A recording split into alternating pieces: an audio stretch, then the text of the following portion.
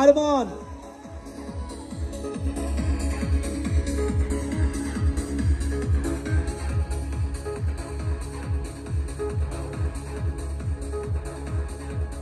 আসসালামু আলাইকুম। আছি সবাই? আমাদের সাথে কিন্তু ক্রাউন অ্যাম্বাসেডর আছে। আমরা কি আছি সবাই? Are you sure? Thank you very much. আজকের এই অসংখ্য ধন্যবাদ আজকের এই প্রোগ্রামটা অর্গানাইজ করার জন্য, এবং স্পেশালি আজকে আমাদের যে guest mister IMD sir, mister K M Rafiq Ahmed স্যারকে অসংখ্য ধন্যবাদ জানাচ্ছি। এবং স্পেশাল আজকে যে যাকে কিরে আজকের এই প্রোগ্রামটা, উনি কে? Doctor Selimur Rahman sir. স্যারের সাথে আমার প্রথম দেখা 27শে জুলাই। আমি 18ই জুলাই কাজ শুরু করি, 20-21 জুলাই আমি ঢাকায় প্রোগ্রাম করি, এবং 27শে জুলাই স্যার চিটং প্রোগ্রাম করে, এবং সর্বপ্রথম আমার সাথে 27শে জুলাই স্যারের সাথে প্রোগ্রামে ইন্ট্রোডিউস হয়। তা আমি স্যারকে জিজ্ঞেস করছিলাম, স্যার আপনার ডিএক্সএন প্ল্যাটফর্ম থেকে ইনকাম কত? আমার মনে হয়, ধারণা যদি ভুল না করি, আমি executive triple diamond maybe sir তখন ছিলেন। স্যার আমাকে বললো যে এক্সিকিউটিভ ট্রিপল ডায়মন্ড আমি নিয়ার অ্যাবাউট 3 লাখ টাকার মতো বোনাস পাই তৎকালীন সময়ের কথা।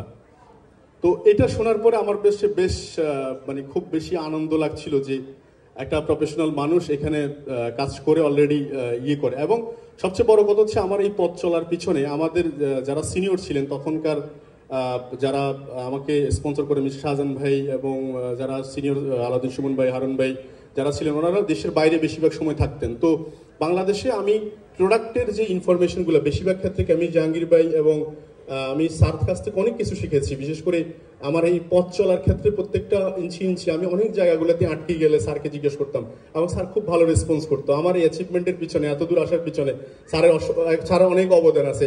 আমি স্যারের জন্য একটা করতালি চাই সবার পক্ষ থেকে, প্লিজ।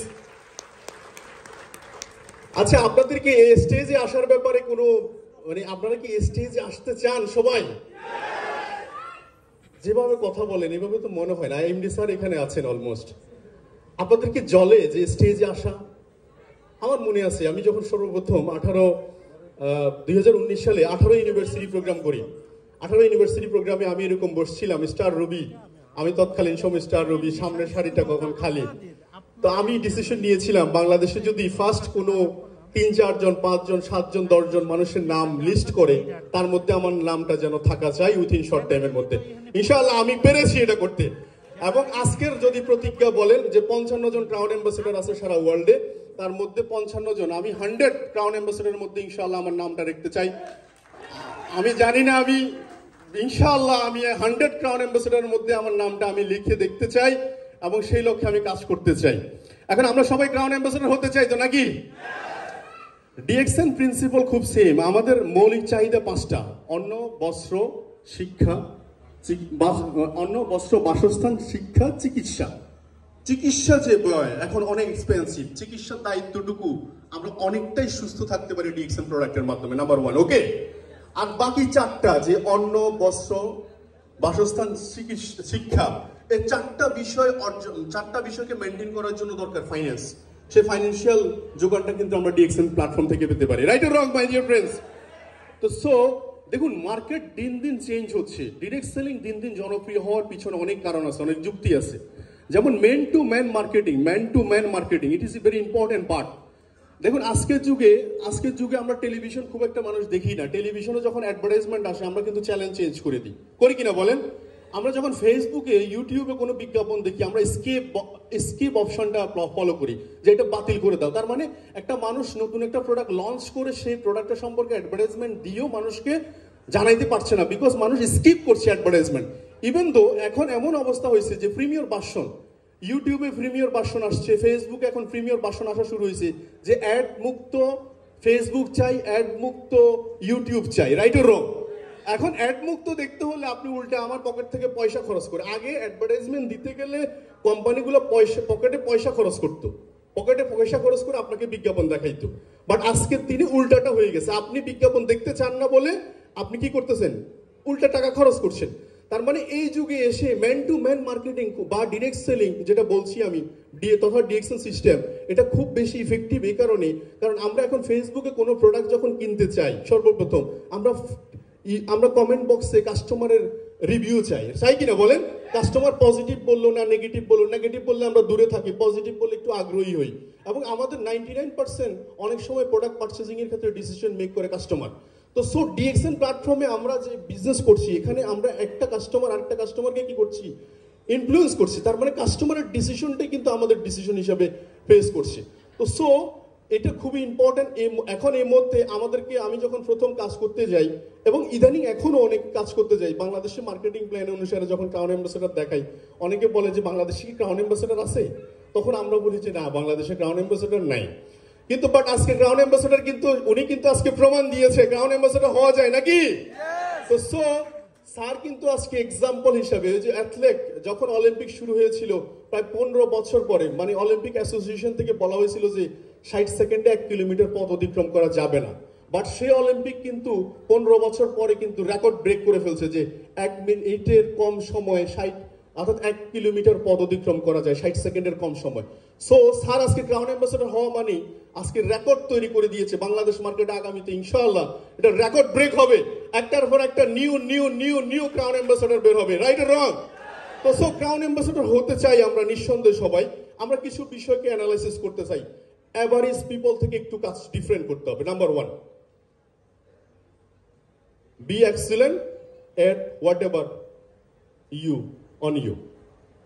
আপনি টোটাল ডিফারেন্ট কিছু করতে হবে। ফলোয়ার, লিডার মানে হচ্ছে ফলোয়ার। ব্যাংকে যখন যাই আমি, তখন ব্যাংকে আমার দারুণ একটা অবজারভেশন করি। ব্যাংকে যখন যাই দেখবেন প্রত্যেকটা কর্মচারী কাজ করতেছে, সবার হাতে কলম খাতা, সবার হাতে কলম খাতা, খুব ব্যস্ত সবাই। কিন্তু ম্যানেজার সাহেব কিন্তু বসে রয়েছে আরামসে এসি রুমে বসে দেখাচ্ছে, হয়তো মোবাইল দেখতেছে, কিন্তু ল্যাপটপ দেখতেছে, বা বসে খুব রিল্যাক্স মোডে আছে, বিকজ অফ তার লিডারশিপ, রাইট অর রং? স্কুলে প্রিন্সিপাল মহোদয়, প্রিন্সিপালের কথা যদি একটু তাকাই, প্রিন্সিপাল অনেকগুলো টিচারের মাঝখানে একজন প্রিন্সিপাল থাকে, উনি ওনার লিডারশিপটা ডেভেলপ করে নিছে। অ্যাকচুয়ালি আমাদেরকে যেটা করতে হবে সেটা হচ্ছে লিডারশিপ ডেভেলপ করতে হবে। Are you ready? আমরা আমাদের লিডারশিপ ডেভেলপ করার জন্য যেটা করতে হবে সেটা হচ্ছে যে এক্সট্রা অর্ডিনারি একটা ফলোয়ার হইতে হবে। আপনাকে ফলোয়ার করার জন্য আমার কাছে সবচেয়ে বেটার এক্সাম্পল হচ্ছে লিড বাই এক্সাম্পল। আমরা কি উদাহরণ, personal lead by, direct selling ইন্ডাস্ট্রিতে ফার্স্ট অফ অল কথা হচ্ছে personal lead by personal example. আমাকে পার্সোনাল এক্সাম্পল শো করতে হবে। আমি মনে করছি যে ক্রাউন অ্যাম্বাসেডর হয়ে স্যার কিন্তু তার পার্সোনাল এক্সাম্পল শো করছে, এটা কিন্তু কথায় নয়, উনি কিন্তু কাজে প্রমাণ করছে, রাইট অর রং? সেকেন্ড হচ্ছে অবজারভেশন। আমরা পৃথিবীতে যে কোনো জায়গায়, আপনি ম্যাকডোনাল্ডে খেতে যান, কেএফসিতে খেতে যান, বড় কোনো লিডারের সাথে যান, বসেন উঠেন, আপনি অবজার্ভ করতে হবে উনি উঠলো কিভাবে, বসলো কিভাবে, খেলো কিভাবে, কথা বলে কিভাবে। অ্যাকচুয়ালি এই অবজারভেশনটা আপনাকে অনেক বেশি ডেভেলপমেন্ট এনে দিবে।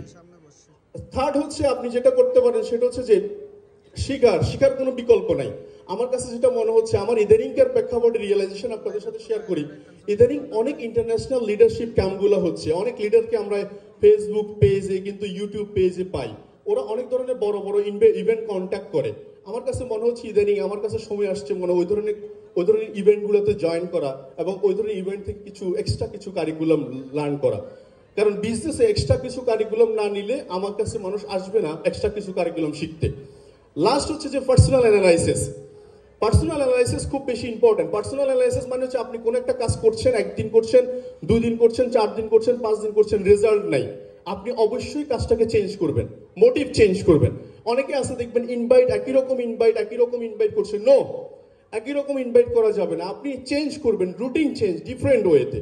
আর থার্ড হচ্ছে লাস্ট ফাইনালি যেটা কথা বলছি সেটা হচ্ছে আপনি ভালো লিডারদের সাথে থাকুন, তাদের ছায়া থাকুন, তাদেরকে ফলো করুন। তো থ্যাংক ইউ ভেরি মাচ, ভালো থাকবেন সবাই।